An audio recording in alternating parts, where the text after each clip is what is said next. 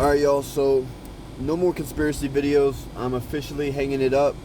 But, listen, what I want to say is how the heck are people walking around just going to work 9 to 5 without taking a look around and questioning anything? It's like they don't question one thing. Like, I look around and everything I see is questionable. Like, everything, bro. Every single thing is a questionable thing. Like, what is the purpose of life? Like, there's so many questions that need to be answered so badly, but yet the human population, the masses, they just ignore it. They shove it down until it slowly bottles up in their soul, and eventually when they retire from their job that they've worked for 40 years, they get the house, they get the car, they get the dogs, they get the children, they get everything. Which, of course, these are amazing and beautiful things, right? These are beautiful gifts from God. But how do they not question anything about reality? How do they not? My theory is that they identify so deeply with their religious ideology, which I completely understand, that they feel like they have everything figured out. But in my experience, every time you start believing that you have anything figured out, the world or the universe or God destroys your perception, shatters your reality, and shows you that you really know nothing. And it's very annoying, to be honest.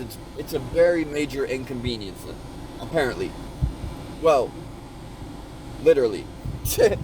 But I just don't get how people can walk around without understanding what it even is. Like, you wake up early, right? Most people wake up early. They go to work, they probably don't even look at the sun, they don't even look at the sunrise. They might glance at it, but they're not looking at it. Like, you know what I mean? And they might look at the clouds, they might look at the sky, they might look at the people driving by, they might look at everything, but they're not analyzing every little detail around them the whole time.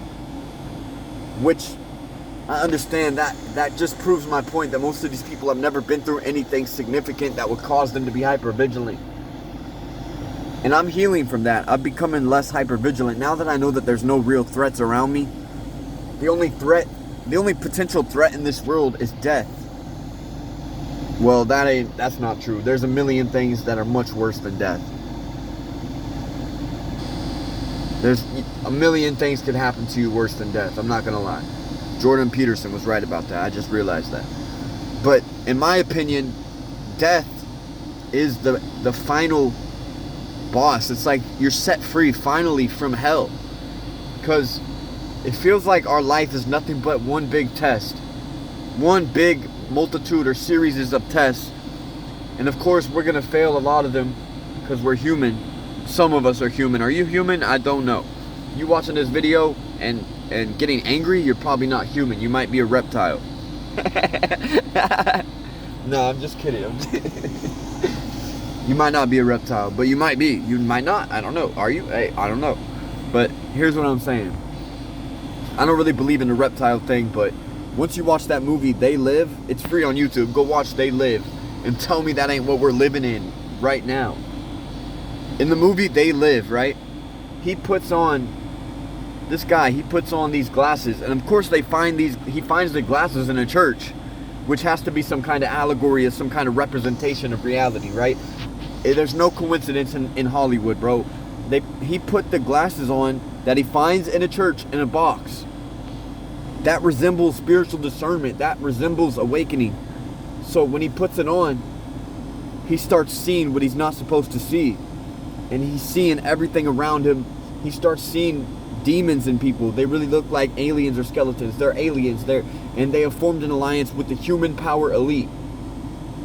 AKA never mind, I can't talk about that. I ain't gonna talk about none of that, but listen. The purpose of life. Some people say the purpose of life is to have children. Some people, the purpose of life is to have family. Some people say happiness. Some people say learning, being a student. Some people say this, that. Well, if God created the earth, the first thing that ever happened in reality, this is a biblical idea, okay? If you don't like biblical ideas, just ignore it. Or perhaps take it into consideration, put it down in the depths of your brain, hide it away until the seed is watered, okay? Listen, Don't get turned away when I say biblical idea. Trust me, I understand you don't like biblical ideas because people are not. It's not the fact that Christians are all hypocrites. It's the fact that we're all human beings and we're imperfect and flawed creatures. So you can be a Christian and not be perfect, but you can still be a Christian and hurt somebody. But the only difference is, as a Christian, if you really have the Holy Spirit, you will not desire to hurt nobody. So it's much less likely that you hurt somebody than, say, an atheist, right? Because an atheist doesn't believe in constant spiritual consequence. So why would they care if they stepped over some homeless guy and just basically spit on him? Because when you step over a homeless guy and give him a dirty look, or you step over him and act like he's not human, what do you think that does to him? You're just helping his life become more destroyed. Listen, when there's a homeless guy, he's stuck on drugs. Let's say you're in LA, right? And you see people on the streets just suffering, and you feel nothing at all? What is wrong with us? What the heck is wrong with human beings, bro? We will help a dog before, listen, dogs and children, right? They're innocent, they're the closest beings to God, right? So it would make rational and logical sense that as human beings, we would feel more empathy for these beings, because there's no way they could lie, cheat, steal, none of these things. Well, I mean, they can steal your food, but but listen, that still doesn't make up for the fact that we have lost empathy for each other. And why am I... Oh, you sound like a liberal. You sound like a... Bro, listen. When empathy is destroyed and human beings become demoralized in a population, connected with an economic collapse, connected with counter ideology, connected to extremely polarized ideologies that are conflicting. So that's three factors that could lead to a collapse.